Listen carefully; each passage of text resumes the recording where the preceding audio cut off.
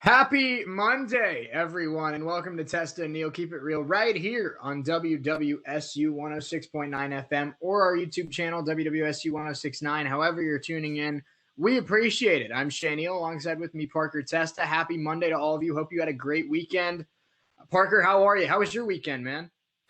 Weekend was great, got some work done, went to a couple parties, saw some people I hadn't seen in a long time. So it was a great weekend. It was very hot this weekend. I don't know what the Yes, weather it was was. like in Dayton, but it was very warm this weekend. Yeah, I like my weather app told me it was going to get to like 81. I'm like, you know what? That's not terrible. And it got to like 93, and I'm like, I was hoodwinked and bamboozled. To quote our friend Stephen A. And by when I say friend, I mean a guy we laugh at on YouTube. Yes, yes. Literally we laughed at it on YouTube about 30 seconds before this recording started. Yeah. I saw on your Snap story, there's a little bit of live music up there at the Noblesville Lake. Yes, yes, there was. They had some live music at the restaurant there while I was at work this weekend. It was a good time. Yeah, I mean, I texted you this, and I think a lot of people that are listening to the show will agree. I mean, nothing really hits. I feel like no, there's not many summer vibes that are better. I think than just some good music and then sunset on the lake or on a river or whatever. But just chilling on a body of water, on a lake, whatever, with the sun going down, and then some cold drinks and some music. I mean, that's about as good as it gets in the summertime. Yeah, no doubt about it. It's summertime is all about, being outside and enjoying, the good weather with some good friends and some good vibes, like you said. So it's yeah, that's what summer's all about. Absolutely. We got a big show for you today. The Raider gang Yes, from we do. Knoxville. A lot to talk about in that. We have Julio Jones. He's no longer a Falcon. We're going to start the show talking about where he ended up. I love that deal, by the way. I know you're not a fan because it impacts your favorite team. But I think it's a really cool trade. And I think it puts him in a really interesting position to succeed. And I'm going to be watching a lot of this team's games now. I mean, I already was interested in watching them play, but now their offense looks really, really good, and I'm excited to watch them. Also, in today's show, NBA playoffs, Luka Magic in Game 7 against the Clippers today. How did that go? Also, Game 1 of the Bucks and Nets. Already one of the stars of that series gets hurt and is out for Game 2. We'll talk about that. And then in hour number 2, it's day 1 of our new tier lists that we're doing here on Keep It Real. Today is MLB managers. We got a list together of all 30 MLB managers. We're going to be if you're watching on YouTube, we're going to be sharing the screen in hour number 2, so you're going to get to see us make the list along at home. You're not going to see our faces when we do it, but you will be seeing the well, maybe you will. I don't know how that works because when we go to break, we still have like our cameras turned off at the top of the feed, so I think they'll see us still. they might still see us at the top of the screen. So we'll see. But if you're watching on YouTube, you will see where we're putting your favorite manager, your team's favorite your favorite team's manager, stuff like that, on that tier list. So that's coming up in hour number 2. But we appreciate you hanging out with us as always here on this Monday afternoon, 1 to 3. You can follow us on social media at WWSU1069. That's on Facebook, Instagram, and Twitter. Also, follow our personal accounts on Twitter at Parker Testa, at ESPN Shea Neal. And you can also follow the WWSU Sports account at WWSU 1069 Sports. Make sure you give all of those handles a follow, and you can keep up to date on all things Keep It Real. And, hang out with us as the summer goes on. We appreciate you hanging out with us this summer, and still a lot to get into. We haven't even really started with football talk yet. College football, NFL around the corner, and a lot to get into with that. We still obviously have basketball playoffs. We still have baseball coming to the trade deadline, stuff like that. So I'm really excited to keep going as the summer continues. So let's get into this Julio Jones topic to start the show. It is the hottest topic right now in sports today, I should say.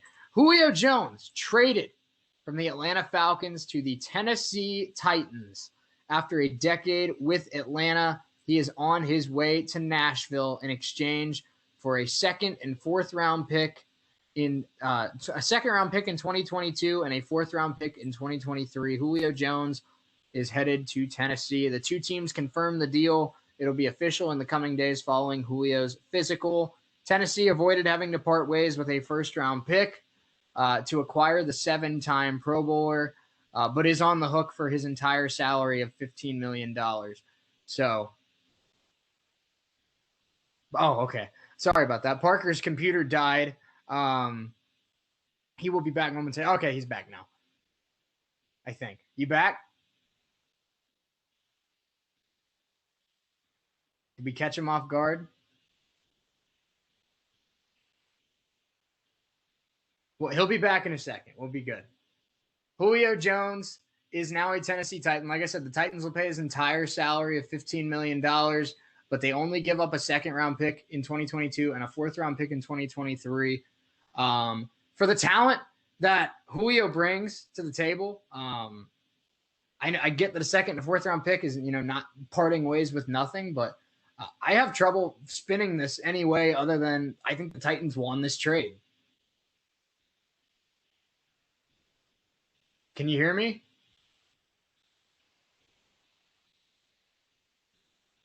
You're muted, I think. I can't hear you if you're not, but. Nah. We'll figure it out. It's Monday. We appreciate you hanging out with us. We'll see if we get this figured out. He'll be right back. We appreciate you hanging out with us here on this Monday afternoon. When he comes back, we will get his thoughts on the Julio Jones trade to Tennessee. But let us know your thoughts on social media. It's Julio Jones, now a Titan for the upcoming season. He was paired with a very talented young receiver in A.J. Brown, and the Titans offense gets a spark with Julio Jones on his way to Nashville. One of the best receivers in the NFL over the last 10 years. Julio Jones is now a Tennessee Titan. We kind of knew Julio was going to be traded from the jump, but Tennessee ends up being the spot. And I think, like I said, I know Parker's not a huge fan because he's a Colts fan, and this impacts his favorite team's ability to win this season. But Parker, what I was saying is, I get that getting rid of a second-round pick and a fourth-round pick is not nothing, but with the talent that Julio Jones brings, 7 Pro Bowl seasons, one of the best receivers of the last decade, still one of the 5 best receivers in the NFL, in my opinion. I have a hard time spinning this any other way except for what a day for Titans fans, what a day for the Titans. I think they win this trade hands down. Yeah, I think they do too. It's they needed some offensive help, especially at wide receiver. They got A.J. Brown and that's it. So Julio definitely gives them some help, and it's really it's great for the Titans. It's great for the Titans fans. But like you said, very, very unfortunate for me as a Colts fan because I have to face Julio Jones twice a year. But Julio's, even though he's 10 years in, he's still, wildly talented. He puts up incredible numbers all year. Year after year after year, even as he gets older. So I think the Titans won this trade, and they're definitely going to benefit from a talent like Julio. Yeah, they sure are. And Julio Jones, like I said, the whole $15.3 million salary Tennessee will be paying, but they did not have to get rid of a first-round pick to get Julio Jones, which is I think a win in my book for the Titans. So this is a quote from Titans general manager John Robinson. We feel like we had a good football team coming into today, but hopefully we've bolstered it by adding Julio Jones. He can run the full route tree. He's got really good size. He's got a long catch radius, good catching skills, and he's strong with the ball in his hands. I think he can still push the field down vertically. Julio Jones obviously suffered through a strained hamstring last year, only played in 9 games, but he had 5 consecutive All-Pros before last year. And like I said, now he's got some competition at the top with Devontae Adams, with trying to think who else would be Tyreek Hill, guys like that are at the top of the NFL in terms of wide receiver talent now, as well as other guys such as, I don't know why I'm spacing on the best receivers in the NFL, but Devontae, I feel like Devontae's probably his biggest competition right now at the top, with maybe other guys like Tyreek Hill, maybe guys like why can't I think D-Hop, guys like that. Metcalf, I don't think is there quite yet, but I still think Julio Jones, maybe not the best receiver in the NFL anymore like he was 4 or 5 years ago, but I still think he's top 5. And I think he becomes easily the Titans' best receiver next season. And A.J. Brown as a number 2 is scary because he was already a pretty good number 1. Yeah, and AJ Brown was I saw you put out a tweet earlier that says apparently I have some leeway, so who else do you guys want? Which is kind of funny. So yeah, I think Julio becomes the one on this Titans team, and AJ Brown, like you said, as a 2 is pretty scary because AJ Brown he's one of the best receivers in this division. And now you add Julio to a team that's already pretty packed offensively with Derrick Henry in the backfield. So you have an addition to a receiver room that needed some help, and it was a really good addition in Julio Jones. And you just add that to the talent of Derrick Henry. This Titans team is going to be scary for sure. They are, and we're recording this on Sunday night, and at the time we're kind of keeping up with the Red Sox-Yankees game, and Xander Bogaerts just did a 2-run single in the 10th to give the Red Sox the lead, so keeping up with that. But, I mean, I'm not a Red Sox fan. I'm a Reds fan. If you've listened to this show, you know I'm a Reds fan because I rant about them every other day. And if we get time today, I'm going to actually, for the first time in my life, give them some credit because they played pretty well this weekend. But I love Xander Bogaerts. He's so fun to watch, and he's just unbelievably talented. He's not the greatest defender, and he's got some stiff competition with guys like Fernando Tatis Jr., Trevor Story, Lindor. I still think when Lindor's fully 100% on his game, he's a top-tier shortstop. I know he hasn't had the best year, but I don't think what we've seen from Lindor this year is Lindor. I think it's just kind of, a slump in his first season in New York. So I'd throw Lindor in that category, Trevor Story, as well as Tatis, Seager, guys like that. But if I had to pick who I think is the best offensive shortstop in baseball, it comes down to Story and Bogaerts. And I got to give a slight nod to Bogaerts, at least from what I've seen over the last year and a half or so. Yeah, he's definitely the bright spot on this Red Sox team right now. He's their best defensive player right now. Mm-hmm. After they lost Mookie Betts a year and a half ago, so it's gonna be interesting for sure to see how this Red Sox team continues to be great because they have guys. They really have Xander Bogaerts and a few other guys that, they contribute, JD Martinez as well. But there's a lot of guys in this starting 9 that I've honestly never heard of, and they're winning games somehow. So it's interesting to see how Cora's gonna continue to keep this ship in top shape here going forward as we get to the dog days of the season. Well, it's crazy to think about because this is a very similar Red Sox roster to what they had last year. Other than a few pieces like Kike Hernandez, like Marwin Gonzalez, Hunter Renfroe, guys like that. But just the difference in between what Ron Renicky got out of this team and what Alex Cora has been able to get out of this team so far. I mean, like you said, they have the bats, Xander Bogaerts, JD Martinez, how good has Alex Verdugo been? I get that you can't necessarily win a trade when you trade away Mookie Betts, but Alex Verdugo has been really damn good with the Red Sox so far. He's been really, really good. He hit a 450-foot bomb tonight off of Domingo Germán. Red Sox fans are never going to get over trading Mookie Betts, but having Alex Verdugo as your center fielder for the next 6 years, it's a start to getting over it. So, but they also have, Rafi Devers. Rafi Devers just gets better and better every single year. He's become one of the best third basemen in baseball, and he's only still 24 years old. Christian Vazquez. And what's scary, their bullpen's really good. Their bullpen wasn't supposed to be that good. And their weakness of their team right now is their starting rotation. But here's the thing. Nathan Eovaldi's been good. Eduardo Rodriguez is coming off of a very scary heart condition with COVID last year. His ERA is 6 right now, but you and I both know Eduardo Rodriguez is much better than a 6 ERA. He's going to get better as the year goes on. And later this month, next month at the absolute latest, they're getting one of the best pitchers in baseball back in Chris Sale. Yeah, so this is, like you said, this rotation is the weak point of this Boston team right now. But when they get Sale back, Sale's obviously, when he's at his best, one of the best in baseball, as well as Erod. Like you said, that 6 ERA is not typical Erod. So. Erod's a 3.7, 3.8 kind of guy. He is, and you throw in Eovaldi, who's great as well. So those 3 guys, I would argue that you put them up against any rotation in baseball, and they're going to hold their own. It's So, close. this is a good team, and they're winning games with, like I said, a lot of guys I haven't heard of, with the exception of Martinez and Devers and Bogarts. So. They're winning games, and it's all a credit to Alex Cora, because it seems like you said, they want to play for Alex Cora a lot more than they want to play for Ron Renicky, and they've proved that this year. Yeah, and I think when we get now, number 2, when we get to our MLB managers tier ranking, I think both of us are going to be pretty generous with where we put Alex Cora, because I think we both are.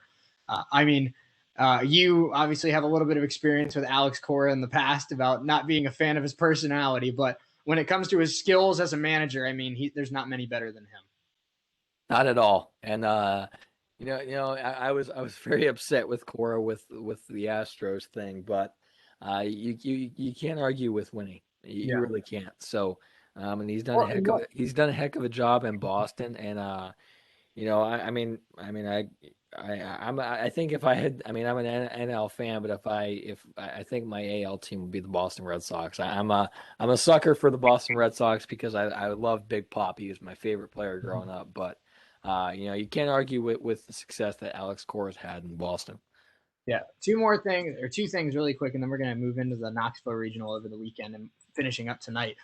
But what sucked the most about that Astros scandal was it made Hinch and Cora villains. And up until that scandal, Hinch and Cora were likable dudes. I liked seeing AJ Hinch and the Astros succeed. I liked seeing Alex Cora succeed with the Boston Red Sox. And that scandal kind of rubbed, that villain personality on them. And now, if you root for AJ Hinch, you're considered what's wrong with baseball. And up until 2017, everyone liked AJ Hinch. There was nothing wrong with him. People wanted him to win. So it sucks that it's kind of, turned likable dudes into unlikable dudes.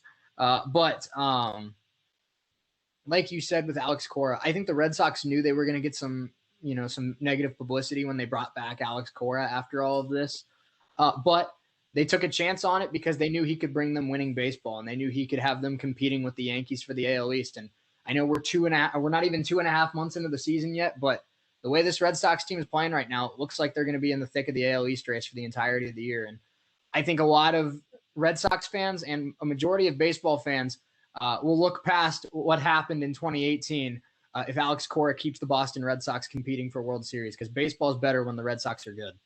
Yeah, it is. And like you said, this is something that Cora's, as far as skills as a baseball manager, he's up there in the top in baseball, and I know we both agree on that. We'll get to our rankings and tier lists here in hour number 2, but these guys are the best in the world at what they do. And like you said, Alex Cora is a likable guy. He is, and it seems like the players love playing for him. And he's obviously a baseball guy. He's passionate, and I'm not surprised that the Red Sox are in the position that they are, and they're in one of the toughest divisions in baseball. They have to compete with the Yankees and the Tampa Bay Rays, which are both, really good teams. They're both very good. The Blue Jays aren't bad either, so. Yeah, so these are teams that aren't pushover teams at all. So, and the Red Sox are right up there with them. Yeah, no doubt about it. All right, let's move on to the Knoxville Regional. Appreciate you hanging out with us here on this Monday afternoon. Hope all of you had a great weekend, and we appreciate you hanging out with us here to start your week. I'm still struggling. Me too. It makes me feel a little bit better that Tennessee, didn't lose and went on to win the regional, and they're on their way to supers. But at the same time, I don't know if that makes me feel better or if it makes me feel not, worse, because 2 outs away. Wright State, if you didn't catch the game, Wright State had an 8-5 lead in the 9th with 1 out, and a walk-off grand slam from Drew Gilbert gave Tennessee a stunning comeback win, 9-8. It's one of those games, and we'll talk about Saturday's game against Duke momentarily, but that's just one of those games that I don't think they recovered from, and it's hard to recover from something like that. It's one thing to lose and bounce back for the next day. It's another thing to lose like that, and I think that they played their hearts out on Friday night. I mean, Alex Alders hit 2 home runs. Quincy Hamilton had the biggest hit of his career with a 3-run home run to give Wright State the lead in the 7th. How good was Tyler Black in this regional, man? Oh my goodness. Tyler Black might have locked up himself as a first-round pick in this regional. This Wright State team played their butts off. Jake Shirk was great out of the bullpen. Is it Jay Lukehart? Is that what it is? Is that how you pronounce it? Yeah. He was great. He was great. And this Wright State team for 8.5 innings outplayed the number 3 team in the country. And it's just unfortunate the way it came to an end, but it does not take anything away from what this team was able to accomplish this year. And I think if you asked a lot of people, I think a lot of people would tell you, obviously different eras, different teams. It's a tough debate. It's like comparing apples to oranges. But I think a lot of people feel like this might have been the most talented baseball team Wright State's ever had. Certainly possible, and they had the depth. They really did, and I think we both thought this was the team that was going to make it into supers. They had the offensive talent, and when you have an offense as good as they do, you're going to go a long way. And I think we thought that this was the team that was going to do it, and it's unfortunate the way it turned out, and it sucks to see a team that was that good have an early exit from the regionals, because they were a team that was capable of much more. I think they were, and we both agree on this. I think they were the second best team in that regional, and I mean, I don't think the gap between them and Tennessee was that big. Obviously, you saw it on Friday night, and we mentioned, and I 100% believe this. I don't think I said this in the heat of the moment after the game was over. Nobody hung with Tennessee in this regional the way Wright State did. And I'm not convinced that anyone's going to hang with Tennessee like that in super regionals. I don't know if Tennessee's going to get another test, another fight like Wright State gave them until they get to Omaha. Yeah, and it's going to be tough for Tennessee. They're really good. They're really good. They proved that in this regional. They're the number 3 team in the country for a reason, and they proved that this past weekend. This wasn't ranked the toughest regional out of all of them for a reason, or for no reason. These were all really good teams, and you can make the case for Liberty, Duke, and Wright State to be the 2 seed. Mm-hmm. So it's possible that all these teams could have made it to supers, and that's why this one was so tough for Wright State to swallow, because they knew they were good. They knew they had the talent to move further into this tournament, and they were 2 outs away from the biggest win in school history, and it didn't go their way, and it sucks, but that's baseball sometimes. So this is the better team won here this weekend, and that was the Tennessee Volunteers.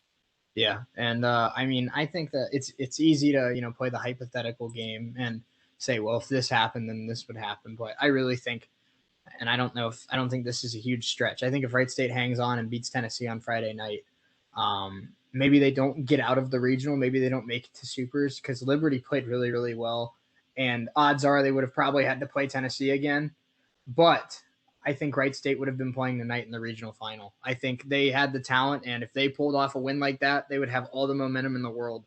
And like I said, to get into Saturday's game with Duke, no, this is not meant to slander Duke. I think Duke is a very good baseball team, and they showed it on Saturday. But I think Wright State's a better baseball team than Duke. I think what happened on Saturday was Wright State was caught up on what happened on Friday, and they just never kind of got over it. They never got their head back into it, and I can't blame them. I mean, the way that Friday happened, it's almost impossible to be ready to fight for your season 12 hours later. Yeah, it's very difficult, and I had a feeling that was going to be the case. That's a loss that you don't get over. You don't. That's a loss that they're not going to get over for 3-4 months. Right, and maybe more. That's going to stick with those guys for a long time, especially those seniors. Yeah. You could argue that this senior class is one of the most successful in school history. They went to the tournament in 2018, and this team was really good, and that's going to leave a bad taste in your mouth for a long time, because this team had the talent to go deeper into this tournament. So.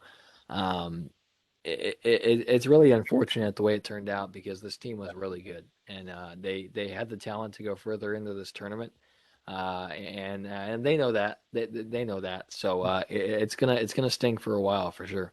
Yeah, it sure is. And um, something that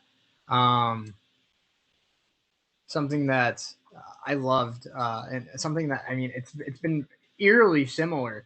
The last two times Wright State's made the tournament is they get I don't want to say blown out, but they get handled on Saturday because of how Friday went. And like I said, this year Duke handled them on Saturday because of how they lost to Tennessee on Friday night, having a 3-run lead in the ninth inning, giving up that grand slam.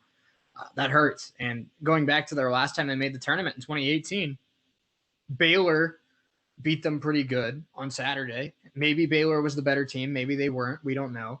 But on Friday night, they played number 2 Stanford and lost 4-3 in 13 innings. And that's another one that just breaks your heart because they had one of the best teams in the country on the ropes. And the best way I could explain it to my family and people that didn't watch the game, Wright State had Tennessee on the ropes in that ninth inning, and they went for that knockout punch, that cross to knock, just to kind of put Tennessee on the floor. And Tennessee just happened to duck that knockout punch and then come up with an uppercut right to the chin. And it breaks your heart because they had Tennessee right where they wanted them. They had the knockout punch coming, and Tennessee, props to Tennessee, they were able to duck the knockout punch and pull out a really insane win. I mean, Wright State fans are gonna hurt over this game for a while, but I mean, to take a positive out of it, that's one of the greatest college baseball games I've ever seen in my life. It is, and it's quite possible that that's the greatest college baseball game of this entire tournament. It really is, and it sucks to see that walk off everywhere because it was everywhere. It was on Sports Center. It was on ESPN. It was on CBS. It was Jeff Passan, like you said, tweeted about it. It was everywhere. Hell, I was at work the other day and somebody I worked with say, "Hey, did you see this?" Yeah, I saw it. I watched it live, but yeah, it was one of the best baseball games that I've seen in a while. And that's going back, a long time because those are moments in baseball that people don't forget for a while. And and I think Tennessee's going to ride that high of that walk-off win for a while because those wins, as much as it hurts to lose those games, and as much as it leaves a bad taste in your mouth for the losing team, a win like that can propel a team like Tennessee much further beyond than whether they would have won that game handily. So, they're gonna ride that momentum for a long time, and they're gonna ride that momentum into supers. They sure are. And Tennessee, a lot of people think Tennessee gave Arkansas the toughest time this year in the regular season. Arkansas right now looks like the team to beat in this tournament. They are the 1 seed. They've been number 1 for the majority of the year. But the way Tennessee played in that regional and the way Tennessee played Arkansas in the regular season, maybe the matchup to look out for is Arkansas versus Tennessee in Omaha because it's sure looking like those two teams are going to be really tough to beat. Yeah, and major props to Tony Vitello. He's a great manager. He was fantastic all weekend. He didn't agree. He had a few run-ins with the ump on Friday night, which was quite funny to be honest with you. And a lot of those calls went Wright State's way. But I mean, you got to give the utmost credit to Coach Sogard because he coached his tail off the entire night. Mm-hmm. And it sucks to go down the way you do because all those guys worked incredibly hard to get there, and and Coach Sogard coached a heck of a game. It just didn't go their way in the end.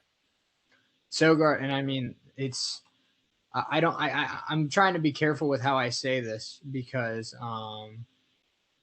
I don't think of Wright State as an underdog. I don't think of Wright State as a Cinderella because I think they had the talent to be there, and I think they knew that they belonged there in that moment. So I don't want to say that, it was the Cinderella story, but for a team like Wright State to beat a team like Tennessee, you need to coach almost a perfect game and you need to play almost a perfect game. And that's what really is the hardest part of all of this is they were 98% perfect. And, 1 or 2 more plays and this team would have pulled off, like you said, the biggest win in the history of the program. But I think what hurts with, or what sits with me the most, and what I'm sure sits with a lot of these players the most, is I think they'd be a lot more okay with losing to a team like Tennessee if they got to swing the bat last. I think a team like this, number one offense all season long, obviously they want to go down swinging. They want to go down with the bats on their shoulders. They want to go down being the team that had the last shot to win it. And the fact that they never got a chance to respond after Tennessee took the lead, I think that's what hurts the most. Yeah, it does, and it's killer because, if like you said, one or two plays go a different way, we could be having a whole different We could be talking conversation about right Wright now. State going to supers. I mean, we Right. really could. Right. So it's a tough pill to swallow for sure. So I know a lot of those guys are going to go out and play summer ball this summer, and they're going to come back in the winter or in the fall and try to make better themselves and try to work at it and get back to the same spot next year because obviously that's the ultimate goal.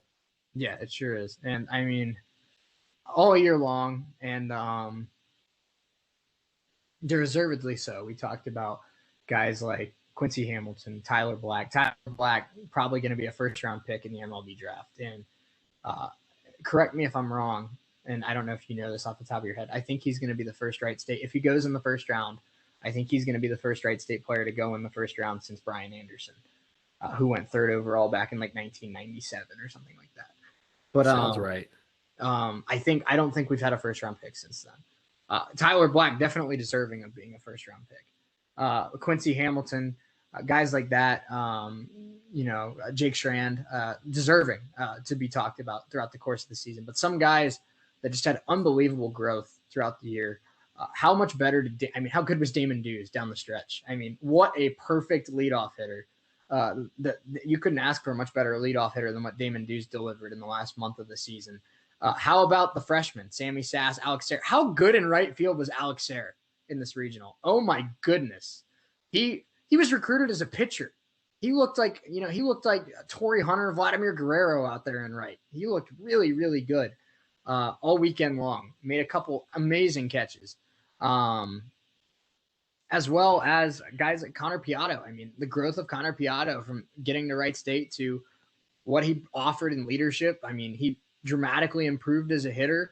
He dramatically improved as a defender. He was, like I said, a great leader. And maybe the most impressive one to me is a kid from the Dayton area. He went to Springboro High School, and he's not the kid from the Dayton area that people talk about because of Quincy Hamilton, who went to Centerville. But he showed up in this regional, and he really got better and better as the year went on because he hit 230 as a freshman last year, hit 320 as a sophomore. I expect to see a lot more next year of Justin McConnell. He looked really good down the stretch.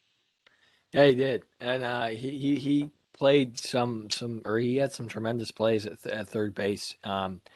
You could argue that he had some unfortunate luck with some of the ways that the ball takes a funny bounce, or it's third base is really hard to play, man. Kind of play it wrong, or just lots of fluke things happen. But McConnell was arguably the best defender in Knoxville this weekend up there with Alex Sayre. So both those guys are gonna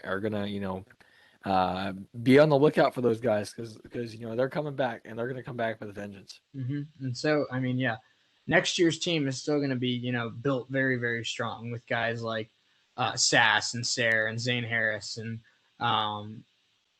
Justin McConnell. I mean, there's still a lot of talent on this roster coming back, so it's exciting for sure. And I don't mean to forget, I didn't mean to leave this name off, but Alex Alders was spectacular in the regional as well. Considering he got off to a really slow start to the season, and I think like 15 games in, he was hitting below 200. The fact that he ended the year hitting, I think, 295, hit 2 bombs against Tennessee on Friday night. I mean, he was a great sixth-year senior. I mean, he was the dictionary definition of leadership for this team, but his bat came alive down the stretch, and he was a really, really important player for this team in that regional and throughout the course of the second half of the season. And I mean, I'm sure if Sogard, wouldn't change anything about this team if he could, if he had a second chance at anything. Yeah, and it's gonna be this is one that Wright State's gonna like we've been saying, It's going to take a while to get over it, but come the fall, they're going to come back. They're going to get back to work, and I think next spring, a year from now, we'll be having a completely different conversation. Hopefully, we'll be talking about Wright State and the Supers. Yep, hopefully. I couldn't agree more. Last thing I want to touch on really quick before we get into the NBA here to end hour number one is just what Coach Sogard said after the elimination on Saturday. Just because I think this sums up Coach Sogard perfectly, where he tweeted after the season came to an end and just said, "One of the best groups to ever do it. Bunch of savages. Love these boys." And I mean, in a moment like that where, it was so hard to find the positives after what happened on Friday night. And I think a lot of the guys on that team, maybe even Coach Sogard, knew that was, they probably should have beaten Duke or at least hung with them a lot better than they did. But like we've said, it was extremely difficult for them to kind of get ready for Saturday after what happened on Friday. But I mean, the fact that Coach Sogard kind of just, at the end of everything that happened this weekend, didn't decide to be, upset, didn't decide to be defeated. He just looked back on it and was thankful for the opportunity. And that's why guys want to play for Alex Sogard. And that's why he's one of the best coaches, not just in the Horizon League, not just of any mid-major. Alex Sogard's emerging as one of the best coaches in college baseball. Yeah, and the broadcast team talked about it all weekend with Wright State. It's going to be tough for Wright State to keep him around and for Bob Grant to keep him around because after the year they had, Power 5 schools are going to come calling. And just like they did for Mercer, just like they did for Cooper. I mean, right. Wright State baseball is a great place to look for a coach if you're looking for one. Yeah, so there's going to be it's going to be interesting to see here in future years how Wright State's baseball program. They're going to continue to have success because they've always had great success, but it's going to be interesting to see how that Coach Sogard adapts to incoming players or players that you lose, or if there's a new coach at some point, because it's inevitably going to happen because it happens with every mid-major. So there's going to be turnover. We'll see how these teams or how Wright State baseball adapts and changes to make themselves continue to have success. So it's going to be interesting, no doubt, here as we get into the summer and into next fall and when the season starts back up next spring. Yeah, it'll definitely be interesting to see how things continue to play out. Something that something to keep your eye on. I don't know if either of these schools are looking for, a head coach anytime soon. But you mentioned Power 5 schools are going to be contacting Alex Sogard. Two schools that I'd think about are the two schools that Alex Sogard attended and played college baseball for, Oregon State and NC State. I mean, one in the ACC, one in the Pac-12, but both have a lot of history as really successful college baseball programs. And those are two schools that I could definitely see Alex Sogard picking up the phone if they called. Yeah, there's it's a possibility. We see it all the time with these mid-major schools where they guys have a little bit of success and they get a phone call from an NC State, from an Oregon State. So there's schools that come calling. You have success at a smaller school. They want to see what you can do at a higher level, and it's going to happen at some point because it happens with everybody. So it's just a matter of when. It's not a matter of if. It's a matter of when with Coach Sogard and really any mid-major school that has a successful coach in any sport. So it's going to be really interesting to see how this continues to play out as we go into next year and future years for the Raider gang, as we have come to lovingly know them as. Mm-hmm. Yeah. All right. So we have about 20 minutes here left in hour number one. So let's really quick break down these NBA games from the last couple days over the weekend. Brooklyn and Milwaukee get the Eastern Conference semifinals started. The Nets win game one, 115-107. But in the words of Infinity War, when Thanos got the Infinity Stones, but at what cost? James Harden is hurt, and James Harden is out for game two. It didn't affect them in game one, but the longer James Harden is out, the more I think Milwaukee's got a shot. Yeah, we talked about how important stopping one of these three guys is. And even though he got hurt, he's not on the court. So that gives less less people for them or for Milwaukee to shut down. We talked about you can only shut down one of those guys, and the other two just kind of wreak havoc on that crew. But you lose Harden, and it's one less member of the big three, if you will, that you have to worry about. So, they still got Blake Griffin, they still got Joe Harris. So there's guys on this team that are gonna contribute, even with the absence of Harden. So we'll see if Milwaukee can take advantage of Harden being out. Game 2 would come up tonight at 7:30. Brooklyn leads the series, like I said. In Game 1, Brooklyn really stepped out and won the game in that third quarter. Milwaukee actually was only down 2 at halftime, outscored the Nets by 6 in the fourth quarter. So, I mean, you could argue that Milwaukee won 3 of the 4 quarters, but in that third quarter, the Nets outscored them 35-23, and that ended up being enough.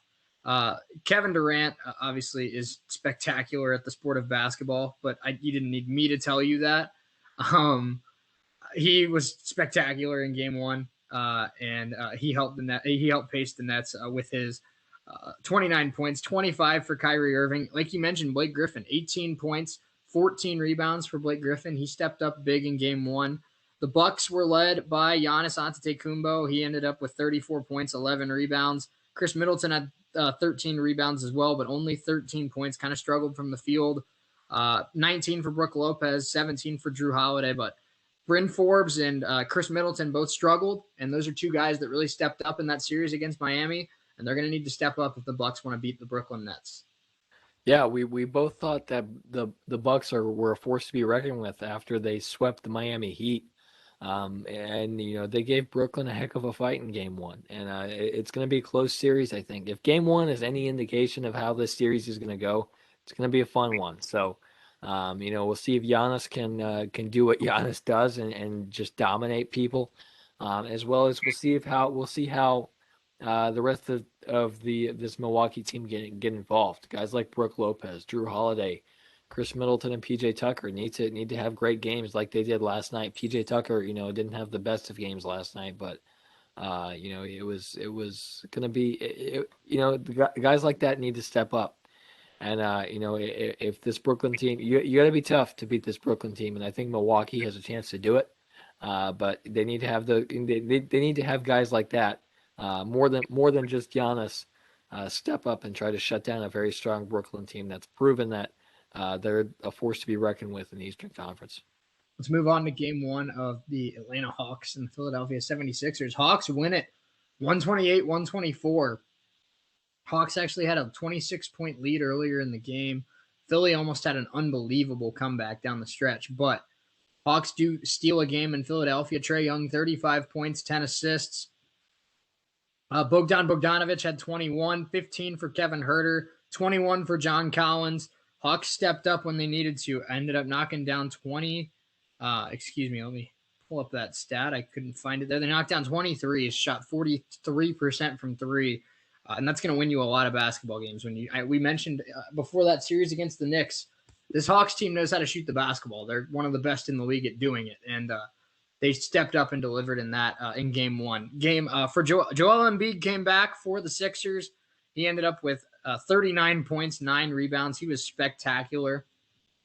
Ben Simmons ended up with 17 points, 10 assists. Seth Curry had 21. Tobias Harris had 20. But a lack of support from the Philly bench really hurt him in Game 1. The Hawks able to knock down a lot of clutch shots, and they steal Game 1 in Philadelphia. I'll tell you what, Parker, as this playoffs continue on, I just get more and more impressed with the Hawks. They look a lot better than I thought they would in this postseason. Yeah, they do, and it surprises me because Coach McMillan looks a lot better than he did with the Pacers, which makes me sad inside. But the Hawks are looking really good right now, and that's a credit to how good Trae Young has been, as well as John Collins and Bogdan Bogdanovic. So there are guys on this team that are really good, and guys have stepped up. Guys like Clint Capella. As well as Kevin Huerter. So there are guys on this team that can contribute in really strong ways for Coach McMillan. So they go to Philadelphia, like you said, they steal and win there. Mm-hmm. And wins on the road are hard to come by, especially in the NBA. So this is going to be a crucial win if we get to a Game 5 or Game 6 here in this series for the Atlanta Hawks. Yes, it is. The Hawks, I tweeted the other night, and I don't know if you saw it or not, but I said Nate McMillan, Nate McMillan leaves Indiana and decides to become the best coach in the NBA. Cool. It's not fair. Yeah. He outcoached Doc Rivers today, man. Like, what? You're not supposed to outcoach Doc Rivers. I don't get it. I don't get it. You'd think because the Hawks is supposed to be a step back from the Pacers. He got fired from the Pacers and had to settle for the Hawks. But he does better with the Hawks.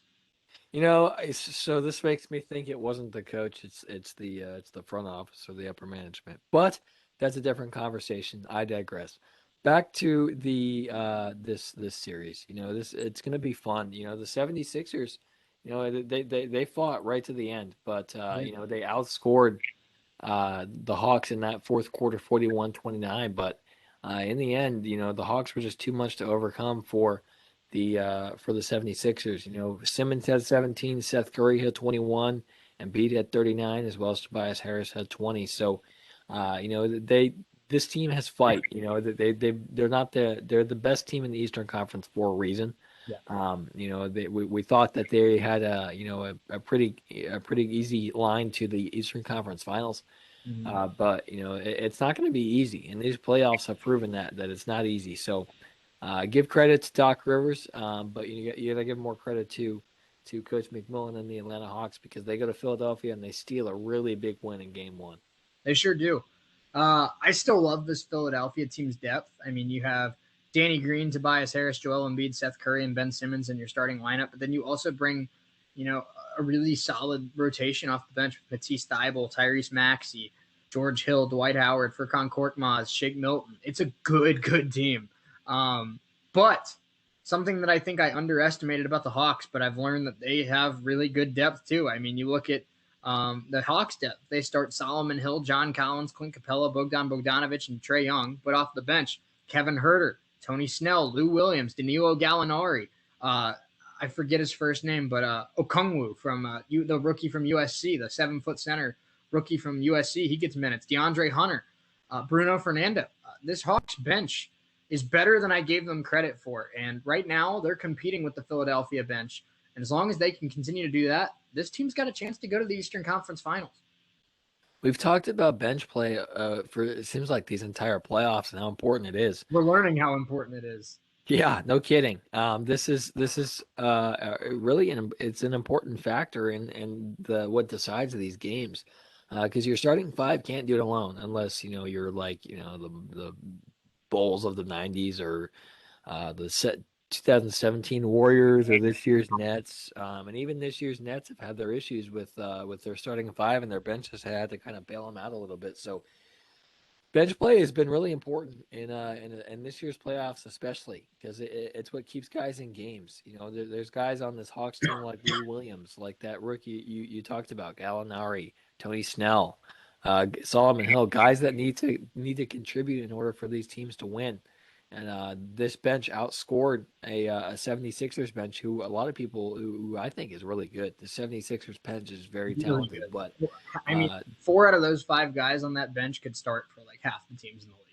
Right, so the Hawks played very well, and especially on the bench. So give them credit; they deserve to win that game, and they did. So we'll see how they perform here in Game 2.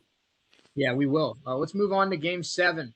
The Mavericks and the LA Clippers. The Clippers win the series. They win Game 7, 126-111. But before we dive into why the Mavericks lost and why the Clippers won, just another appreciation for Luka Doncic. Oh, my goodness, he played so well. 46 points, 7 rebounds, 14 assists in 45 minutes played. He only spent 3 minutes on the bench in this game. He's only 22 years old, folks. You fix that roster just a little bit, this guy's going to somehow continue to get better. There's multiple MVPs in his future, and I still think he's going to find a way to get a couple rings as well. I wasn't old enough to appreciate LeBron when he was 18, 19, 20 years old. I didn't really start watching LeBron until, 2008, 2009, when he was already a 5-6 year vet in the league. With Luka, it's different. I've gotten to see Luka since he was drafted, and I'm not saying he's going to be LeBron, but I am saying he's going to have a Hall of Fame caliber career as long as he stays healthy. So enjoy it while it lasts, because the next 15 years of Luka Doncic is going to be something worth watching.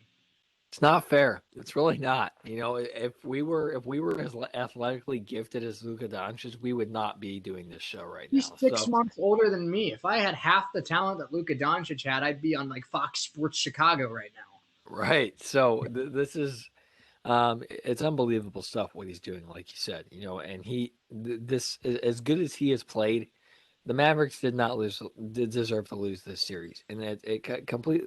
We talked about the home team hadn't won a game in this series until Game 7. Well, let me reword this for you. The Mavericks deserve to lose this series. Luka Doncic did not deserve to lose this series. Right. That's what I mean. This is The Luka played as good as you could possibly play given the circumstances. The Mavericks as a team did not back up Luka as much as they needed to. No, they didn't. And like we were saying, the home team did not win a game in this series until Game 7. And give Ty Lue and the Clippers credit. They played well. Kawhi 28 and 42 minutes played, 10 rebounds, 9 assists. Marcus Morris put up 23. Paul George had 22, 6 and 10. As well as Batum had 11. Reggie Jackson had 15. How about the Franklin kid, Luke Kennard, 11 off the bench. Yeah. So this was we talk about bench play, how important it is, and it really was a factor in this one. So the Clippers bench played well. Kennard had 11. Terrence Mann had 13. So this is a team that played as good as they possibly could, and they needed to play very well to beat this Dallas team, and that they did. So it was a heck of a series, quite possibly the best series that we'll see this entire playoffs. So it was a lot of fun to watch. Luka did, like you said, Luka did not deserve to lose this series. The Mavericks did. Yeah. What looking at this stat sheet, I can tell you right now why the Mavericks lost. They scored 6 bench points in Game 7. Luka Doncic, Tim Hardaway Jr., Boban Marjanovic, Kristaps Porzingis, and Dorian Finney-Smith combined for 107 of the Mavericks' 111 points. Other than the starting 5, they got 4 points from Dwight Powell and 2 points from Jalen Brunson. That's it. That's all they got. The bench unit was on the court for about 8 minutes. Their bench unit got outscored by 12 points. The starters were on the floor for about 44 minutes. The starters only got outscored by 1 point. So the Mavericks bench lost them this game. The Mavericks did not have the depth that the Clippers had, and that's what bit them in the end. The Mavericks had the best player on the court in this series, but the Clippers had the better team. Yeah, they did, and this was one that we talked about is bench plays is so important. It really is, and the Mavericks bench just flat out sucked. There's no other way to say it. 4 points. You serious? So it's what lost them this game. Your community rec team should be able to score more than 6 points off the bench. Right. Yeah. So this is one that we talked about where, bench play is so important, and there it was virtually non-existent for Dallas in this game, and that's what lost them this series. It did. Let's move on quickly into the 2 games that are coming up that we still have to talk about. About 3 minutes left here in hour number 1. We appreciate you hanging out with us here on WWSU 106.9 FM. We have to wait until tomorrow night to watch Game 1 of Jazz and Clippers, but I'm excited for that. A big chance for Donovan Mitchell, Rudy Gobert, Jordan Clarkson, Mike Conley to really emerge as the best team in the West. And the Clippers get a chance to, upset the 1 seed and get to the Western Conference Finals. Now that the Lakers are out, the Clippers are the Cali team. So we'll see. I'm excited for that series, but I'm really excited for the series that starts tonight. Game 2 of Bucks and Nets is at 7:30. I'll be watching that, of course, but coming up at 10, I'm going to be staying up late tonight, and I'm probably going to end up regretting it, but I'm not, because it's Suns and Nuggets Game 1 in Phoenix. I am really, really excited for this because we have Booker versus Porter, and we have, Chris Paul. It would be Chris Paul versus Jamal Murray, but it's going to be Chris Campus, or what's his name? sorry, Camposano or whatever. But the matchup that I'm really excited for, DeAndre Ayton has been excellent in the playoffs so far. How does he do against Nikola Jokic, who is probably going to be the MVP of the league? Yeah, it's going to be a lot of fun to watch. This was one that, I have said it all along. I think this Nugget team is the deepest team in the NBA. And they proved it so far in these playoffs. But the Suns have surprised everybody with how good they've been. A lot of people wrote off the Suns after getting matched up with the Lakers, but they proved that they can hold their own. They beat the defending champs in this series. So This is one that we is going to be. It could be almost as good as this Clippers Mavs series was. I really think so. I agree. You mentioned the Nuggets, maybe the deepest team in the NBA. I'd agree with that. Maybe the most talented team in the NBA when fully healthy, with Jamal Murray and Will Barton and Paul Millsap and Michael Porter Jr., Bol Bol and Nikola Jokic. It's a great team. Monte Morris, excuse me. But what I've seen from the Suns so far, the Suns are right up there with the Jazz and the Hawks. Those are the three teams that have impressed me the most so far, and just how they've played in this playoffs. But maybe the Nuggets are the deepest team in the NBA, but what we've seen this year with the Suns, what we saw in that series against the Lakers, and what we've seen from Monty Williams, the Suns might be the best coached team in the NBA. Yeah, it's possible. Monty Williams has done a fantastic job. He wasn't named the coach of the year for no reason. I mean, he's great, and it seems like the players love playing for him. And if you have that, you're golden if you're a You've already got coach. a great start. Yeah. Because that's really difficult to establish is if the players like you or not. Mm-hmm. Because if they don't like you, it's killer. And you got to establish not only team chemistry but chemistry with your coach. So. That's really important. So I think the Suns love playing for Monty Williams, and that's been crucial for them here so far in these playoffs. And they've been riding that wave for a long time, and they're going to continue to do it here in this series with the Nuggets. I think they're a really good team, but the Nuggets are going to give them a test. They really will. So it's going to be interesting to see how close or maybe not close it's going to be. We'll see. Yeah, it sure is. All right, hour number one in the books. We appreciate you hanging out with us here on Keep It Real on this Monday afternoon. We'll be back in just a few moments for hour number two. Follow us on our social media at WWSU1069. That's on Instagram, Facebook, Twitter. It's a big week for us here at WWSU. Orientation. Excited to meet a lot of the new Raiders coming into campus this fall. So really excited for that. So give us a follow on social media, and we'll let you know. We're doing some giveaways. We're giving away some shirts. We're giving away some music. We're giving away so maybe, hey, you might get a couple gift cards. If you like Chipotle, we might hook you up. We'll see. But I'm excited for that, and I'm excited for hour number two. But follow us there. Follow us on our personals at Parker Testa, at ESPN Shea Neal. When we come back, it's the first of what I think is going to last throughout the rest of the summer, because we can do this for every position, for every sport. We can do this for stadiums. We can do this for coaches. We can do this for fan bases. There's countless conferences when we get to college football. We could do this for months. So I think this is going to be something that becomes a staple of the show for the rest of the summer. But it's a tier list. And if you're watching on YouTube, you can follow right along, because we're going to be sharing the screen. But you spoke, and we decided that our first one is going to be MLB managers. So 2021, we're going to rate every single MLB manager. We'll explain how we're going to rank them, and we'll explain everything you need to know when we come back. Hour number two. Keep it real. Keep it locked. We'll be right back.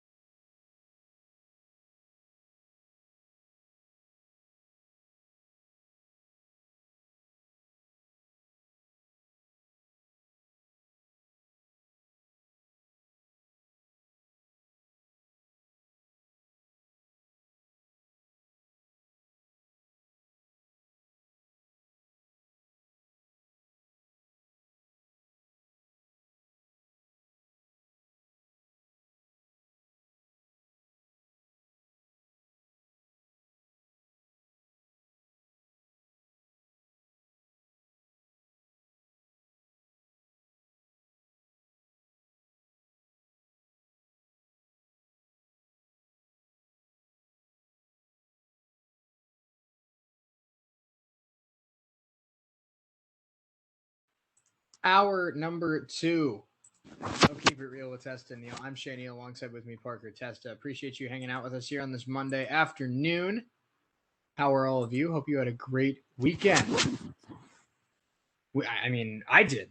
I'll tell you what, Parker, before we get into this tier list, the Cincinnati Reds, for the first time since 1990, sweep the St. Louis Cardinals in St. Louis, and they made it fun on Sunday. The first 3 games they played pretty well. Sunday, get out to a 7-0 lead, give up 7 runs in the 6th inning, tie the game.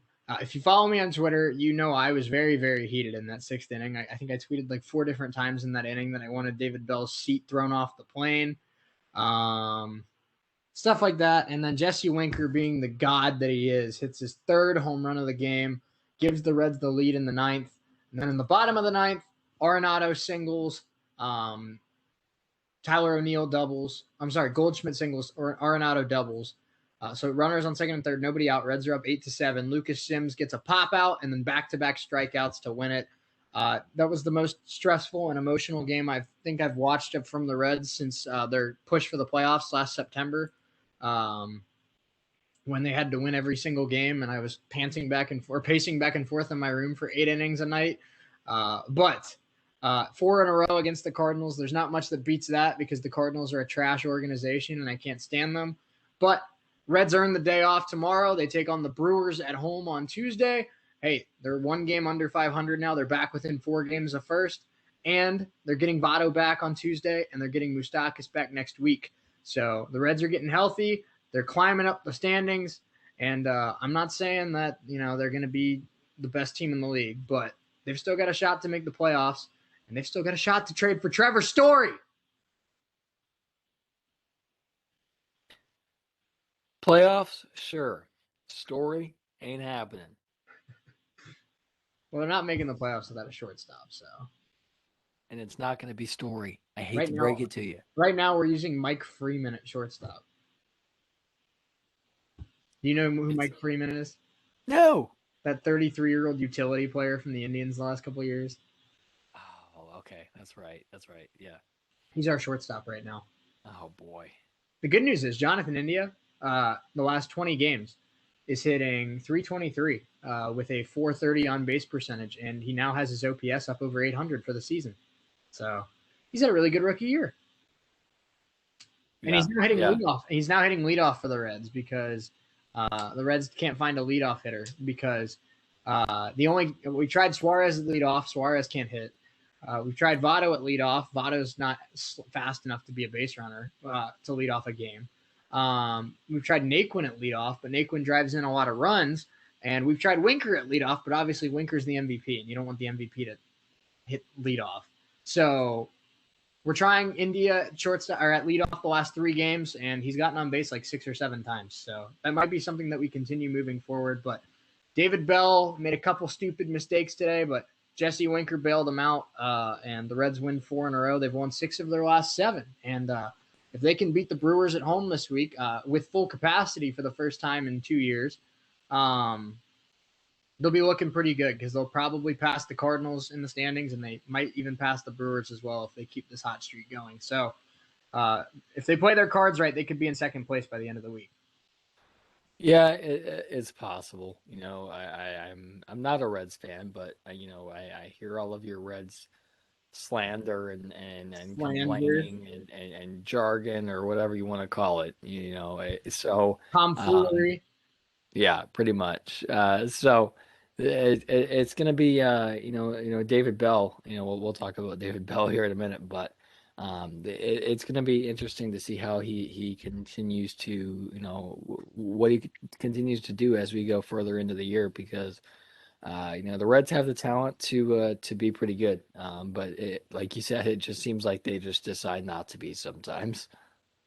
Yeah, I couldn't sum it up any better. They just sometimes are like, hey, we have the talent to be a playoff team, but what if we just didn't?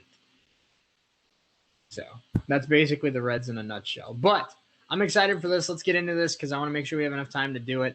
The Reds and the we're doing tier lists, Parker. We're doing tier lists, and I'm very, very excited for it. The Cincinnati Reds have obviously the David Bell, who we're going to get into. I'm going to have a couple things to say about DB, but we have all 30 managers here on this list. And if you're watching on YouTube, you're following along with us. So this is a fun game we can play at home. You see, if you look on our screen, we have all 30 managers down here for 2021. They all have their own little picture. And just to really quick sum it up, pretty standard tier list here. You have S, A, B, C, D. S is the elite of the elite. A, obviously pretty good. B is probably about average. C, how do you want to do this, Parker? Because technically with 5 tiers, B's in the middle, but I consider C more average. So I guess I'd say S is best of the best. A is really good. B is slightly above average. C is average, and D is below average. Does that work? Yeah, that works for me. I really don't have anybody who's, really atrociously bad to where it'd be below D. So that works for me. Okay. Well, we're gonna do this by division. So I'll let you pick, Parker. Which division do you want to break down first? I say we start with the AL East. AL East. All right. Well, let's start with the guy who has the best record in baseball right now. It's Kevin Cash with the Tampa Bay Rays. I'm going back and forth right now between S tier and A tier. I think that Kevin Cash is a brilliant mind. He constantly has rosters that should not be competing with teams like the Yankees and the Red Sox and the Astros and stuff like that. But he finds a way to get it done year in, year out. I know a lot of people give him crap for pulling Blake Snell. That was a bad decision. But once again, a Rays team that's built around Austin Meadows, Randy Arozarena, Brandon Lau, G-Man Choi, Tyler Glasnow, and he has them with the best record in baseball. I could very well put Kevin Cash in S tier and be comfortable with it, but I'm trying to reserve that for who I think is the best of the best. So I think I'm going to put Kevin Cash in A tier. What are your thoughts? I would agree with you as far as A tier goes, but with Kevin Cash, he's been in. He's had like we said, teams that aren't supposed to win, and he's done things with them that aren't, that you shouldn't. When you're a manager of a team like the Tampa Bay Rays, who've had teams that aren't up there with the best of the best, but he's found ways to win, and you got to give him credit for it. So I'm with you, A tier for Kevin Cash. Let's move on to Alex Cora. Cora, got a little bit of a break when he served that suspension for the Astros cheating scandal. Now back with the Boston Red Sox, and he has them 12 games over 500 at the time of recording this, and right back into playoff contention. Alex Cora, for me, I don't think he's close. I was going to say I don't think he's as good of a manager as Kevin Cash, but he's not far behind. I think he's also an A-tier manager. What do you think? I think he is as well. He's that 2018 Red Sox team was really good. But he's done you could argue he's done just as good of a job with this team so far up to this point in the year as that 2018 team. He's done fantastic things with a whole lot less. So you got to give Alex Cora credit. So I put him in that A slot as well. Okay, let's get to Aaron Boone. A lot of mixed opinions on Aaron Boone from both Yankee fans and non-Yankee fans. I think Boone's a very likable dude. I think the players love playing for him. But my thing with Aaron Boone is that I don't know how much of his success with the Yankees is because of Aaron Boone's managerial abilities and what is I have Aaron Judge, Garrett Cole, Giancarlo Stanton, Gary Sanchez, Gleyber Torres, Aaron Hicks, all those, Gio Urshela, all those guys on my roster every day. So I can't put him on the same tier as Cash and Cora. I still think he's an above average manager. I'm going to put Aaron Boone in B tier. What do you think? Yeah, I'm on the fence with this one. I'm between A and B tier. I would probably give him a B tier rating, because like you said, how much of it is my team is really good, and how much of it is my managing style or how I coach. So he's had success, no doubt about it. But I feel like I could go out there and win 90 games with the roster that the Yankees have. So I put him on that B tier level. I agree. Brandon Hyde with the Baltimore Orioles. I don't think that, Baltimore being terrible is necessarily Brandon Hyde's fault. He kind of walked into a bad situation with a team that's rebuilding. But he's been there now. This is his third year with the Orioles. He's been there long enough, and it hasn't really gotten better. So for me, I don't think it's his fault. I don't think he's a terrible manager based on the Orioles being bad. But in 3 years, I haven't seen anything that excites me. He's just a little underwhelming, so I'm going to put him in D tier. What do you think?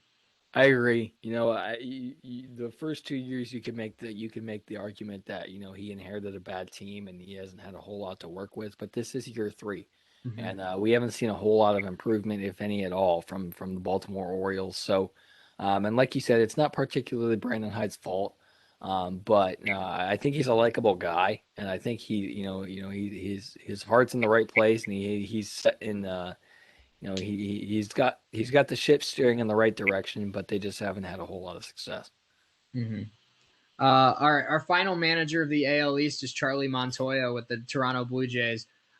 For Charlie, I think that he has a pretty good roster with guys like Marcus Semien, Bo Bichette, Vlad Guerrero Jr., Hyunjin Ryu, Cavan Biggio, Lourdes Gurriel, Teoscar Hernandez. It's a good roster. And he's always kind of had them competing for a wild card spot, but they haven't made that next step. They haven't competed for division titles yet. And I just haven't seen enough of Charlie Montoya to think he's a top tier manager. So I'm just going to plop him right in league average at C. I think he's had his moments of being, making good decisions, but he hasn't done enough to get the Blue Jays to that next level yet. So I think he's kind of smack dab in the middle. What do you think?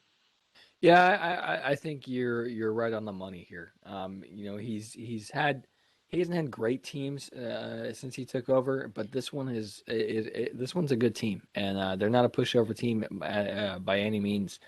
So and he's done a great job with this team. So and even the previous teams that he's had haven't been completely terrible. So I agree with you. He's right. He's about average for the league. So Montoyo goes in that C slot for me. All right. Do you have a specific division you want to do next?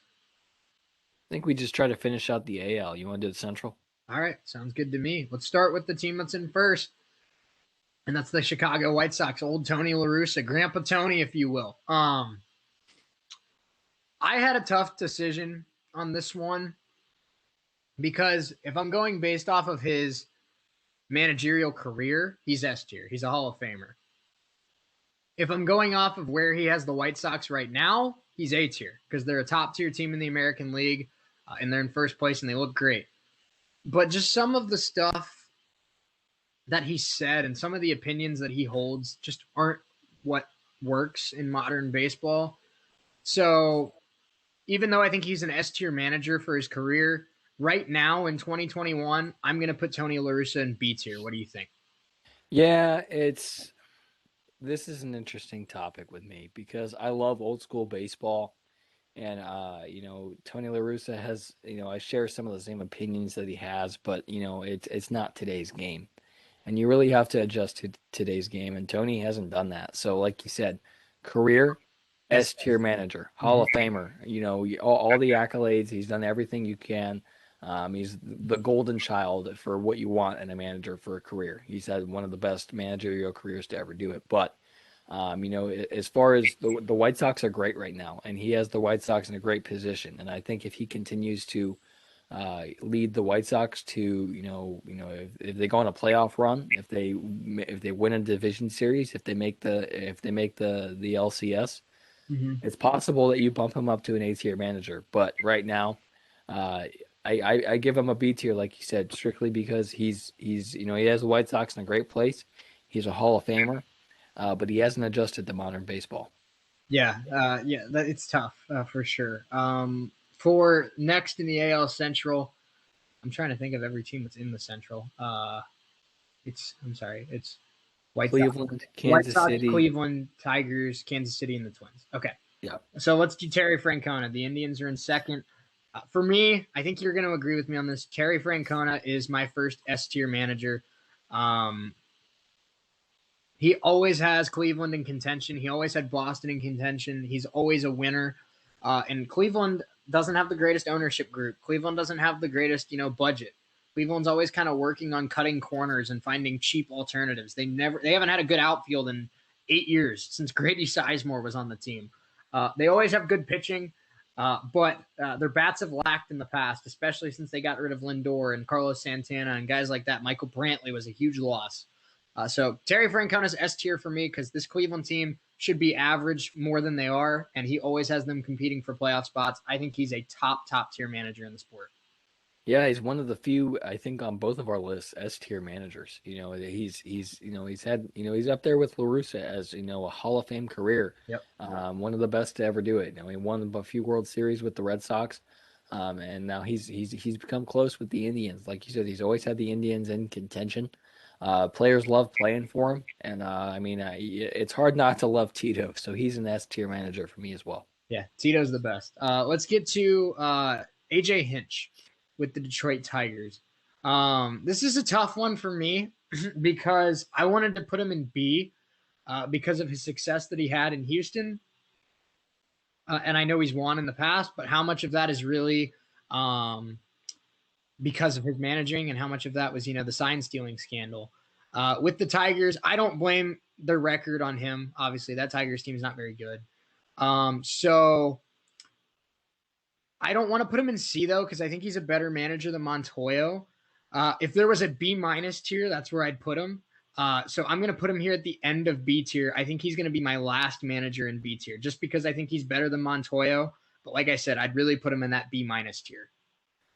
Yeah, this one's interesting to me because I don't think he's on the same level as Boone and La Russa. Yeah. But he's definitely on he has a higher level than Montoyo does. It's interesting to me because the Tigers are terrible and they've been terrible for a long time. But this is it's hard. This is it's one of those in between ones. And personally, I would bump him down to C. Okay. Because personally because he's had good teams in the past, but like you said, how much of that was the scandal and he hasn't done a whole lot with this Tigers team, and I don't think anybody can. So.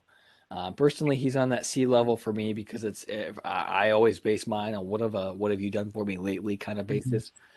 So personally, I would put him on the C level, but I understand the reasoning of that kind of in between Yeah. argument. Yeah, and I'm okay with that, honestly. I think that, like you said, I can't put him on the same level as Boone and La Russa right now just because these two guys are winning, and AJ Hinch is not. And the last time AJ Hinch was winning, it was it was tainted. So instead of making him the last on the B tier, I'm okay with making him the first on the C tier because I think he belongs ahead of Montoyo. But I think he's more, like you said, C plus maybe than B minus. So I'm okay with that. Let's get into Mike Matheny with the Kansas City Royals. Mike Matheny, got off to a strong start with his career with the Cardinals. Never got a World Series championship, but always had them in contention. They ended up parting ways in 2018. And then the Cardinals obviously replaced him with a guy we'll talk about a little later, and Mike Schilt. Now he's with the Royals. The Royals aren't bad. I mean, they have Benintendi, they have Carlos Santana. It's not a bad team, but it's not really good either.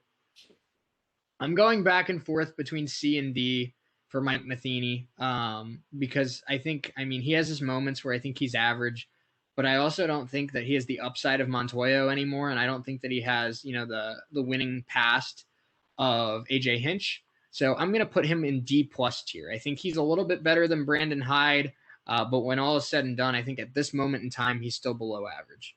Yeah, he's on that D block for me as well because he had a little bit he had a run of successful years in St. Louis, but I really don't think he's one of the older school managers, kind of like Bob Melvin is.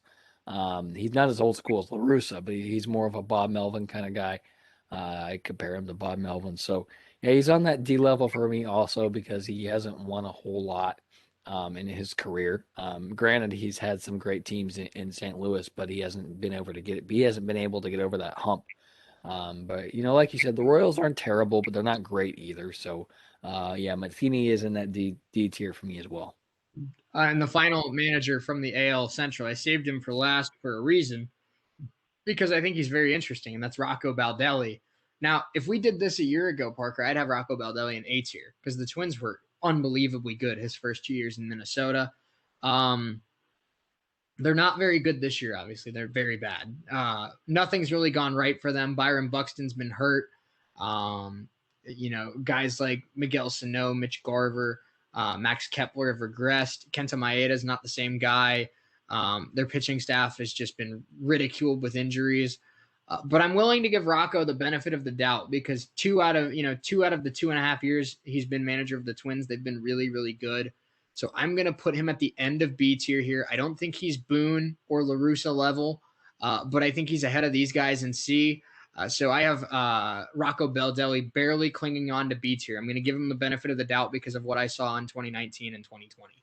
Yeah, he's kind of in that same boat of Hinch where he's kind of in between. And I think that I love Rocco Baldelli because he's had success in Minnesota. He's proven that he can win with the team they have there in Minnesota. He's just had some terrible luck this year with, injuries and all that sorts of things. So, I mean, I like Rocco Baldelli a lot. I think he's got the Twins in the perfect place. He's kind of like Montoya, where he's got a lot of upside, and the Twins can be really good when they have when they're at full strength. So I'm in that B tier for Baldelli also. Let's move on to the AL West and finish up the American League. We'll start out with Bob Melvin and the Oakland A's. I have Bob Melvin in S tier. He's very similar to me as Kevin Cash in the fact that he wins with teams that shouldn't necessarily win. The only reason why I have him in S instead of A like Cash is that he's done it for a longer period of time than Cash has. But Bob Melvin and Terry Francona, the two guys that I have in S, maybe my two favorite managers in baseball just because they're so consistent and they always have their team in contention even when they shouldn't be in contention. So Bob Melvin, definitely S tier for me. Yeah, I'm with you. I mean, Bob Melvin is my favorite manager in baseball, hands down. I love the way his coaching style, the way he runs the Athletics, and like you said, he's won with teams that aren't supposed to win, and I agree with the point that the only reason he's not on the same is not that Cash ain't on the same level. It's because Bob Melvin's done it for a longer time, and he's proven that he can have a really good. He can take teams that are supposed to be average and he can win with them. So I love Bob Melvin as well, and he's in that S tier slot for me also. Another manager that I just absolutely love, Dusty Baker, obviously former manager of the Reds. He also managed the Nationals for a bit. I love Dusty, and I want to put Dusty in A tier, but Dusty's just been never able to win the big games in the playoffs. He got the Astros to the ALCS last year, but he's never been able to get to the World Series. He's never been able to win the World Series like the guys in A tier have in Cash and Cora. So I'm going to put Dusty Baker in B tier. But I'm going to put him ahead of Baldelli because I think he has a better resume than Baldelli. I think he's very close to guys like LaRussa and Boone. I'd actually maybe even put him ahead of LaRussa right now. So I love Dusty Baker. I'd love to put him in A tier, but his lack of postseason success has him below Cash and Cora in my eyes. Yeah, I'm with you. I think I love Dusty. I think he's another one of my favorites. He goes through probably about 48 toothpicks per game, which is something that I love. Yeah, Dusty's just an old school guy. He's a lot like Terry Francona and LaRussa in that they're old school baseball guys, and I love that. So Dusty's another one of my favorites, and he's B tier for me as well because he's had a heck of a career, but he hasn't been able to get over that hump with Houston. Yeah, and Dusty Baker, I mean, like you said, just a likable dude. I remember being like 13 years old and staying up till 11 p.m. and trying to sneak watching the Reds postgame show when I had school the next day and trying not to let my parents hear me because Dusty Baker would crack jokes or tell stories in the postgame in the locker room in the clubhouse, and he's just such a cool, down to earth dude. There's a lot of managers that are just stiff and don't have a lot of personality to him, and Dusty Baker has a ton of personality, and I love that about him. It just seems like he has fun when he's out there managing. And I mean, from when he was a player to now when he's a manager, you can tell he just loves the sport of baseball. Yeah, he does, and that's one thing I love about Dusty Baker. He's just down to earth baseball He's an old guy. kid. Yeah, he's an old kid. Right, and you wouldn't know by looking at him, but the dude's like 74, 75 years old. Mm-hmm. Yeah, he's coming down the home stretch of his career. He actually, before the Astros, parted ways with Hinch and brought in Dusty, he actually retired after he stopped managing the Nats, and he only came back because he thought Houston was a good opportunity to try and get a World Series. But Dusty doesn't. I mean, Dusty, it's unfortunate, but Dusty doesn't have a ton of years left in him in terms of his managerial career. So I am by no means an Astros fan. I know you are the furthest thing from an Astros fan, but I wouldn't mind for sure seeing Dusty Baker get a ring before he heads out. Yeah, and talk about a guy who has like one of the perfect baseball names in history, Dusty. Dusty Um, Baker, yep. right. So yeah, and another guy that so I'm gonna move on to a guy for me personally that I have in the D tier level, and that's Scott Service in Seattle. He personally, I think he's been in Seattle for a long time, and they've been have stretches of that they've been really good. But they've made the playoffs a few times, but it's just another guy who they've struggled for a long period of time and really haven't been able to get over that hump of making the playoffs or advancing further into the playoffs. So Scott Service for me is in that D tier level. Yeah, I agree with you. I think that, I mean, Scott Service has been the manager of the Mariners for a long time, and they've just never been able to get into contention for the postseason. And I remember the best year that the Mariners had, they were actually winning the AL West for the longest time, and then just melted down in August and September and let the Astros and A's pass them in the wild card and the division. So he's just a guy that's never been able to, find extended success.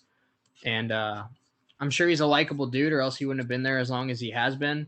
But he's never emerged as a winning manager. And if you're not a winning manager, for me, you're below average. Right. Yeah. Guys like they've for me, you have to prove that you can win in some sort of capacity without, you can at least make the playoffs a little bit, or at least win, be consistently have at least 80 wins, and the Mariners haven't done that. Mm-hmm.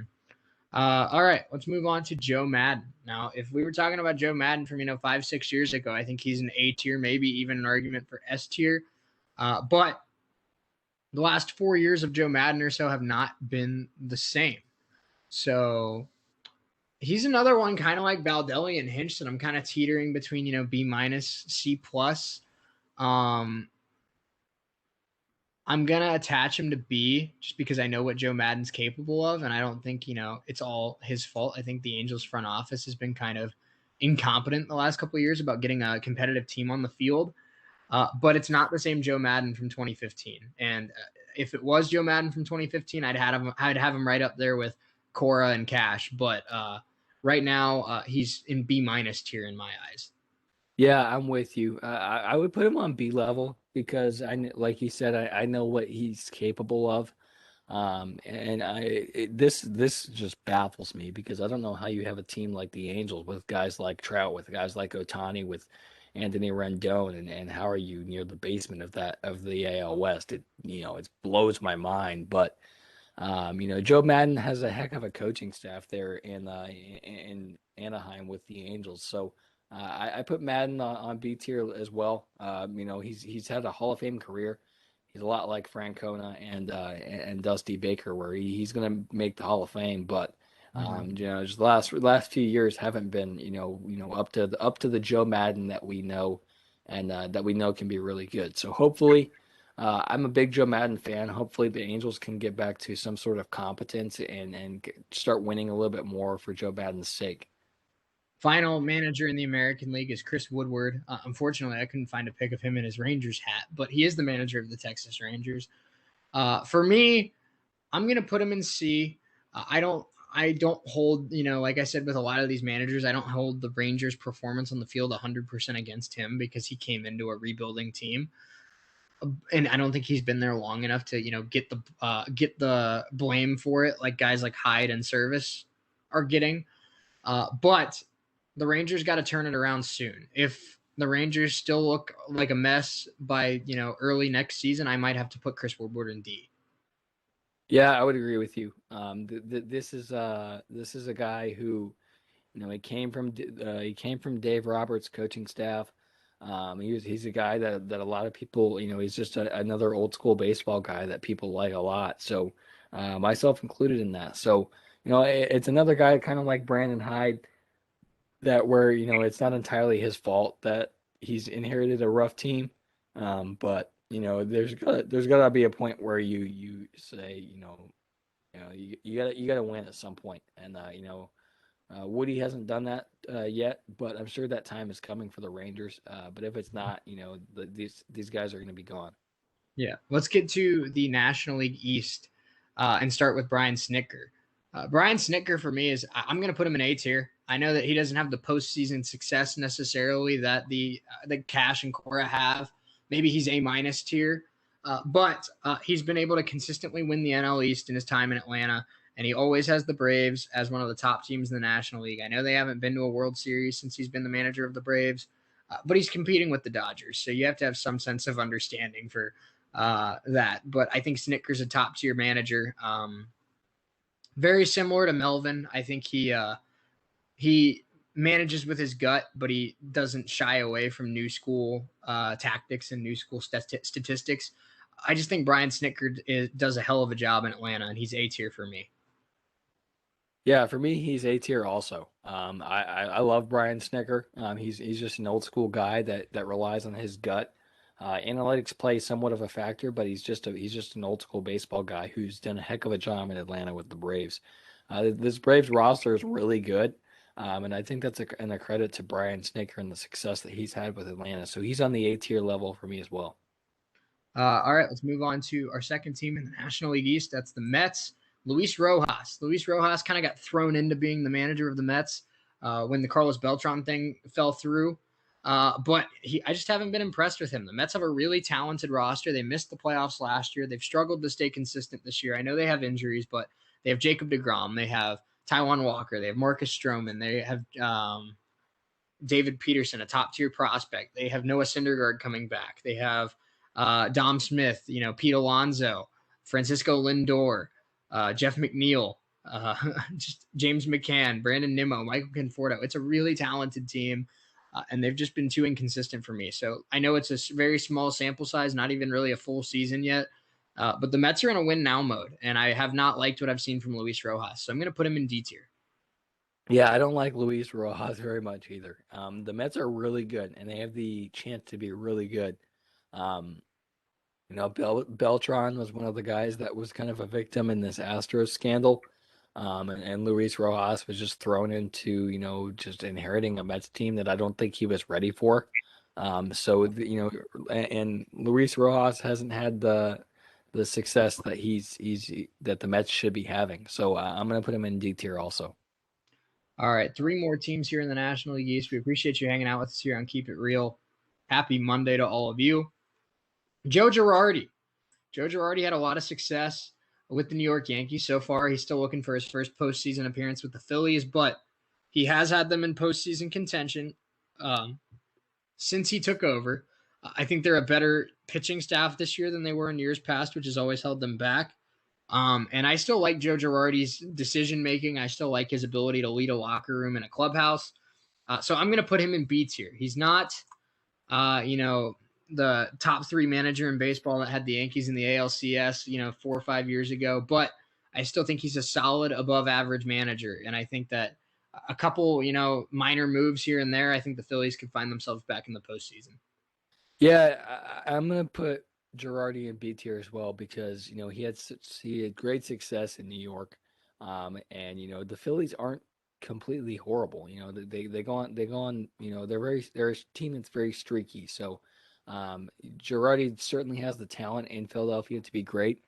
They just haven't had the whole lot of opportunities. So I'm going to put Girardi in B tier as well because he had a great career in New York. He just hasn't done a whole lot in Philadelphia to this point, which I think will turn around. Mm-hmm. Don Mattingly with the Miami Marlins, another guy I'm going to put in B tier. I know the Marlins have struggled for the last couple of years going through a rebuild, but I feel like they were always outperforming expectations because of Mattingly. And I think that, they made the playoffs last year. They beat the Cubs and they really tested the Braves for a few games there in that NLDS. But I just think the Marlins have had struggled to find talent over the last 5 years. But Mattingly always has them competing and playing hard, even if, it's a AAA roster. So I like Don Mattingly. I think he's an above average manager, and I have him in B tier as well. Yeah, I'm with you. B tier for Mattingly is where I have him also because he was really good. He's been a manager that's a baseball guy. He played in the MLB for a long time. He's been a manager with the Dodgers and now with the Miami Marlins. And like you said, he's outperformed expectations a lot of the time. So and they definitely outperformed expectations last year. They made the playoffs and beat a Chicago Cubs team that was not horrible, but not really too bad either. So I like Don Mattingly a lot. He's another one of my favorites, along with Melvin and Francona. So I'm going to put him in B tier also. All right, our final manager in the NL East is Davey Martinez. Davey Martinez for me is very similar to what I mentioned for Rocco Baldelli, where Rocco Baldelli had two really good years and then one, kind of bad year. Davey Martinez has had two really bad years as the manager of the Nationals, sandwiched by a year that he won the World Series. So I put Rocco in B tier because I give him the benefit of the doubt where he's been really good and had one bad year. I'm going to put Davey Martinez at the top of C tier, just slightly, ever so slightly above average, because he does have a World Series and he won a World Series with that Nationals team that knocked out the Dodgers, knocked out the Astros. It's hard to win the World Series. So I give him credit on that. But every other year other than 2019, he just hasn't impressed me at the helm of the Nationals. Yeah, he's, the problem with me for Dave Martinez is um, I feel like the players like him and they like to play for him. He just doesn't really just, he's not a great game manager.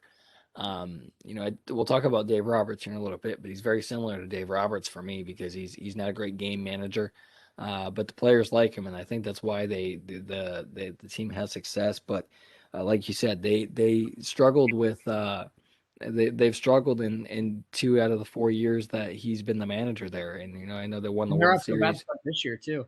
Yeah, so they won the World Series 2 years ago, but what have you done since then? Not a whole lot. So yeah, Dave Martinez goes in that C tier for me also.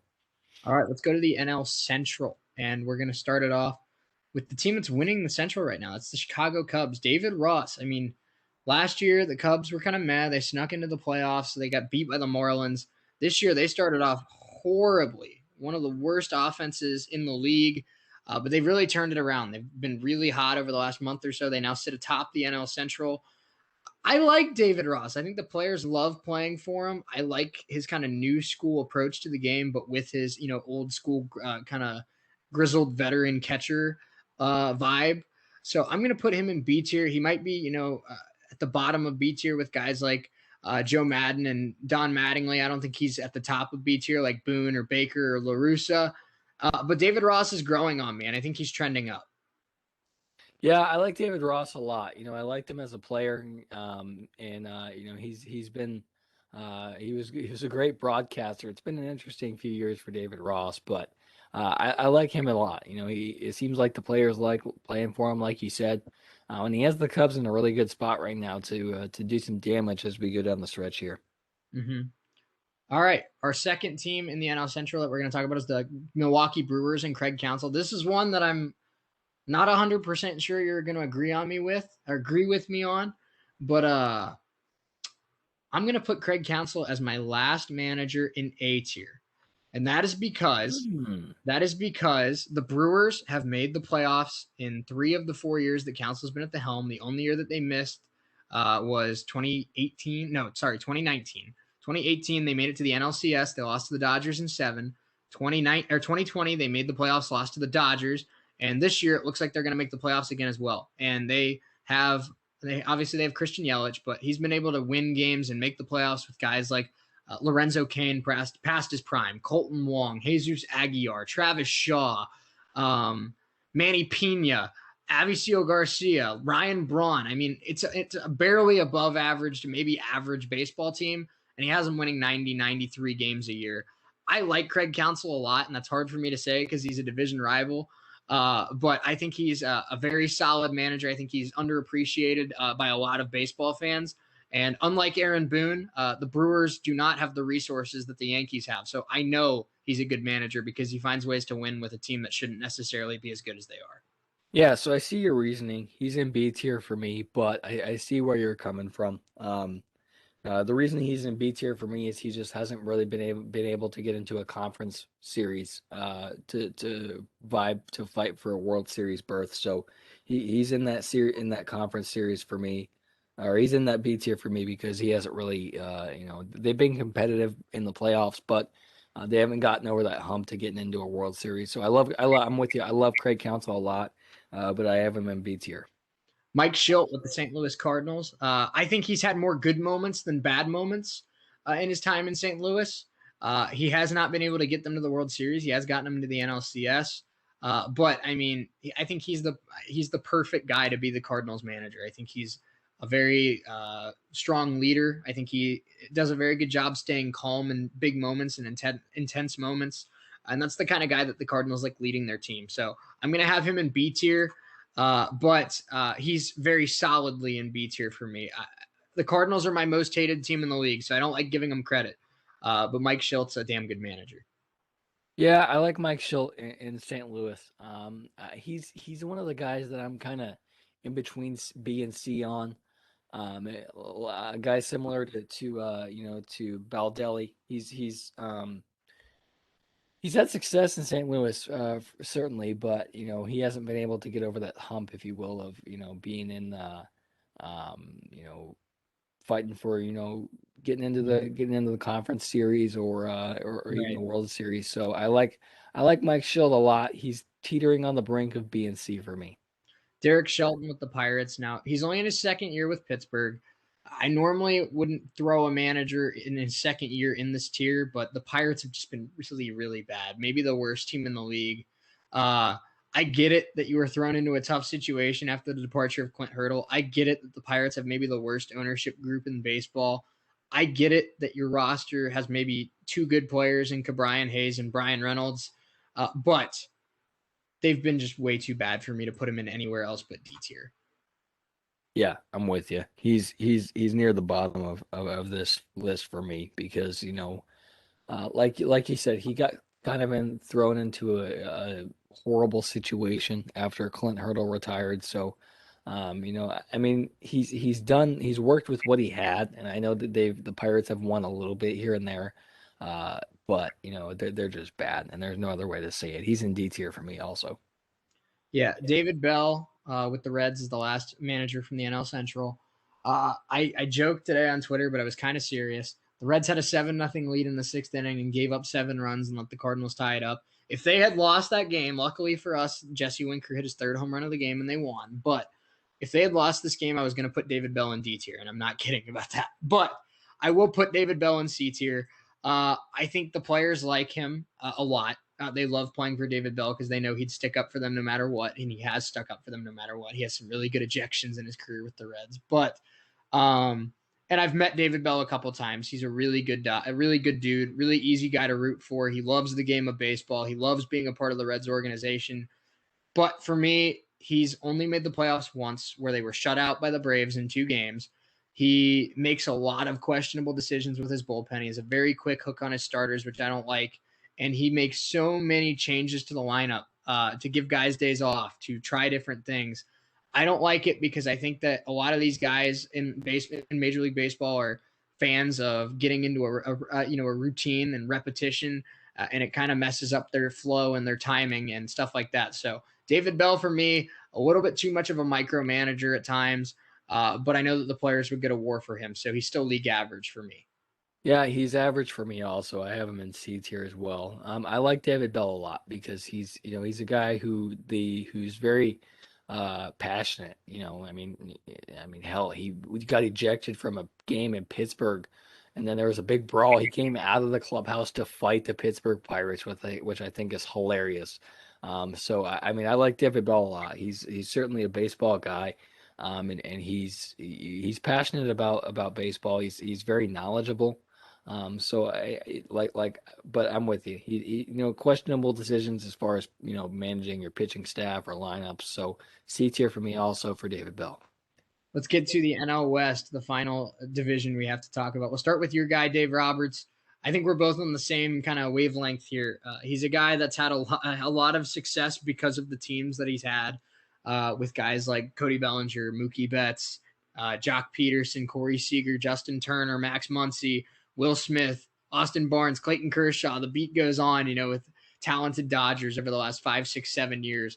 But when the time, I mean, in the playoffs, we've seen a lot of questionable decisions from Dave Roberts. We've seen a lot of years where the Dodgers came up short because of some questionable decisions. So for me, even though he has all the wins because of how good the Dodgers have been, he's league average. Yeah, I'm with you. The problem with Dave Roberts for me is he's similar in the with David Bell in the fact that he's a quick hook on his starters. He doesn't know how to manage a bullpen. He can't do it to save his life. And this is it's not good. I mean, he switches, he moves the lineup around less than David Bell does, which I mean, it doesn't bother me moving around your lineup. It doesn't really bother me a whole lot, but you got to know how to manage a pitching staff if you're a manager. This is not like an offensive coordinator with a defensive head coach. You can't just leave your pitching coach alone to manage your bullpen. You got to have some sort of knowledge with it. And I feel like Dave Roberts certainly has times where he can do it very well, but most of the time he's just terrible with it, and it's hard to watch sometimes because. And another problem that I think Dave Roberts has with this is he's loyal to guys. Mm-hmm. I think that can be killer because in the playoffs, if a guy, I'm a firm believer in if a guy is hot, you let him go. You ride the hot hand. And the issue with Dave Roberts has been in the past. He's been loyal to guys. And you can't do that if guys are hot. So he's in that C tier for me as well as league average. But I'm somewhat of a Dave Roberts fan at times. He's a likable guy and the players like him. But questionable decisions knock him down for me. Okay, let's get on to Bud Black and the Colorado Rockies. I like Bud Black as a guy a lot. I've been rooting for him to succeed as a manager in Colorado, and I mean they had that year where they made the playoffs, knocked out the Cubs in the wild card game in 2017. But I think at this point in time, just the message that he's preaching to the players, I don't know if they buy it anymore, and I think it's time for Colorado to go in a different direction. So for me, Bud Black at this point in time is in D tier. Yeah, I'm with you. I'm honestly surprised he's made it this far into the season. Right, if I'm going to be real with you, A little bit. he's going to be. I think it's inevitable that Rockies that I think he's Bud Black is the first guy to be canned here as we get closer to the end of the year. I honestly be surprised if he makes it to the All-Star break. This Rocky team is not good. And Bud Black is he's had a great career. He's another guy who's had a wonderful career in baseball. He's a bench coach for a long time, but the Rockies haven't been competitive in the last few years. They had one good year, and like you said, that was a few years back when they made the playoffs. But they haven't been good, and it's not good for Colorado Rockies fans. So Bud Black is in D tier. If we had an F tier, I would honestly put David or Bud Black in that F tier category. But he's in that bottom tier category for me also. Well, we got three more to go. Gabe Kapler, Torey Lovello, and Jace Tingler. Let's do Tingler. I like Tingler. I think he has a very bright future in San Diego. I think he obviously manages a very talented team, but I think he's made a lot of really good decisions. Like I loved the move to start Ryan Weathers in the playoffs last year, a guy who just throws 100 miles an hour from the left-handed side that teams hadn't seen before. I think that was a really gutsy move, and it paid off. I love the move of him moving, Tatis up to lead off and then moving him back to three, just kind of what the team needs at best. I love what he saw in Cronenworth, and he really turned Cronenworth into a star. So I think this dude has a very bright future. I think he has a natural ability to spot talent and spot ways to win. So he's in B tier for me at the moment, but he has a very bright future, like guys like Baldelli and David Ross.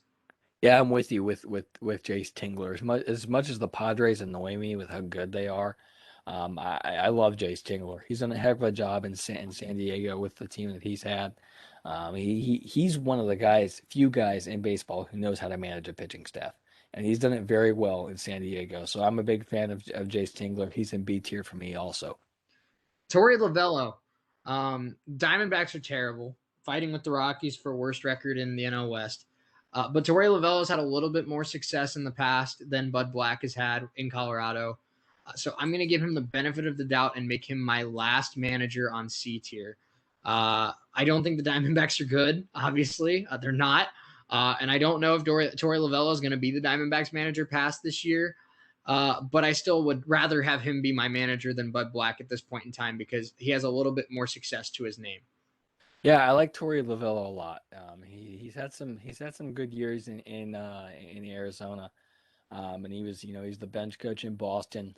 But Recent years he hasn't been that great for Arizona. So I think if there's a short list of or there's a list of guys at the end of the year who are going to be on the hot seat, Bud Black is one of those guys. I think Lavillo will be on that list as well. He's done just enough for me to be in that C tier category. So I like Torey Lavillo. He's in C tier for me. But this last one for you, Shay. This blows my mind, man. Just a year or two ago, I would have had this dude in C, maybe even D tier.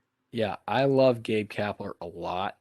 I'm honestly going to put him in A tier. He's an Really? A tier. He's an A tier manager for me. Okay. I love Gabe Kapler. I know he didn't have the greatest success in Philadelphia, but I think he's just a likable dude. He knows how to manage a team. He's very he's pretty analytical, but I think that's okay with the style that Gabe Kapler has. I think he's the players love him. He's a very baseball oriented. He has a very high baseball IQ, and players love him. And he is the Giants in a really good spot right now. So I'm a big Gabe Kapler fan, and for me he's an A tier. Okay. I had him personally in B, but I see where you're coming from. Obviously, when he was in Philadelphia, they missed the playoffs both years, but they were only 2 or 3 games out of a wild card spot. Which Joe Girardi, a guy that we both agree is an above average manager, hasn't been able to get them back to the playoffs either. So I don't think the Philadelphia tenure was really on him. But he's gone out to San Francisco, had them in the playoff race last year when nobody really thought they'd be good, and this year they're 36-20. They're at the top of the division. They're really, really good. The Giants are really, really good this year. So a lot of respect for Gabe Kapler. And I totally see where you're coming from putting him in A tier. It's a guy that 2 years ago, I liked as a person, but I didn't know if he had that spark to be a great manager. But San Fran, it seems like Gabe Kapler just needed a fresh start, needed a new beginning after the tenure in Philadelphia. And the Giants and Gabe Kapler are both benefiting from Gabe Kapler being the manager. Yeah, no doubt about it. They've done a fantastic job there in San Francisco. With Farhan Zaidi as their president of baseball ops and Kapler at the helm down on the field. There are 2 guys that are just baseball guys, and Gabe Kapler is one of those guys. He's a really likable dude, and I think that's why the players like playing for him. So the Gabe Kapler has the Giants in a really good spot right now to make a run. Well, this was a lot of fun. It was. I love this. I'm looking forward to doing more of these. Yeah, we'll do another one tomorrow. We'll debate at the end of the show. What's the end of the show right now? But we'll debate which one we want to do tomorrow. Let us know on Twitter. But this was a ton of fun. If you played along with us at home, let us know your thoughts. Add us on Twitter at Parker Testa, at ESPN Shea Neal. Let us know what you'd change. Reds fans, are you ready to put David Bell in D tier? Guys like is AJ Hinch still in B tier for you? Is a guy like Tony La Russa maybe in A tier because of his past? Does anybody have, who did anybody put Cash or Cora in S tier? I mean, there's a lot of ways that I think you could change this up. We agreed for the most part on a lot of these, but I mean, obviously that's the beauty of sports. Everyone has a different opinion, and this was a ton of fun, but I'm excited to hear what other people think. Yeah, this was, we haven't had a whole lot of great ideas on this show, but but I think this was one of them, and we like you said at the top of the show, we can go many different ways with this. We could take this, with across all different sports with many positions. So I'm looking forward to it a lot. So I'm actually going to put a poll on my Twitter a little bit later today, and I have 3 different ideas, and we'll let the listeners vote on which one they want us to do tomorrow. And the 3 ideas are: we can stay with baseball and do MLB catchers. We can move to basketball and do NBA point guards, or we can move to basketball but do something a little bit different, NBA arenas. I like that. We'll see what the people think. So I'll put all 3 of those on a Twitter poll at ESPN Shea Neal. I'll open it for like 12 hours. We'll let you decide which one you want to see on Tuesday, and we'll listen to the poll. Whatever wins, that's the one we'll do. So you guys get to control, all of you get to control what you see on the show tomorrow. So we've had a lot of fun, but unfortunately 2 hours in the books. We'll see you tomorrow, 1 to 3, right here on WWSU 106.9 FM and on our YouTube channel. Parker, any closing thoughts? I'm looking forward to what the people want to hear. This was a lot of fun, so I'm excited to see what the listeners decide that all of you out there want to hear, and whatever you want to hear, we'll be more than happy to put out for you. Absolutely, and don't feel like that if you vote for one but want to see the others that you're going to miss out. We'll just push it back a couple days. So we'll get to all of them. We have 2.5 months to get through summer. We'll get to a lot of different. We'll be doing stadium, ballpark food by August. So right. That's actually not a bad idea because things like peanuts and hot dogs S tier. But I mean, it's really we're going to palate now. So but. This was a ton of fun, but again, follow me on Twitter at ESPN Shea Neal. If you follow Parker as well at Parker Testa, excuse me, I'm sure he'll retweet this. But 3 choices: MLB catchers, NBA point guards, or NBA arenas. You let us know what you want to see, and we will let you know what you're gonna get. So we'll open that for about 12 hours, and we'll have the winning tier on, or the winning tier list on the show tomorrow. So. Until next time, for Parker Testa back in Noblesville, I'm Shea Neal saying so long. Keep it real, and we will talk to you tomorrow from 1 to 3. Have a good day, everyone.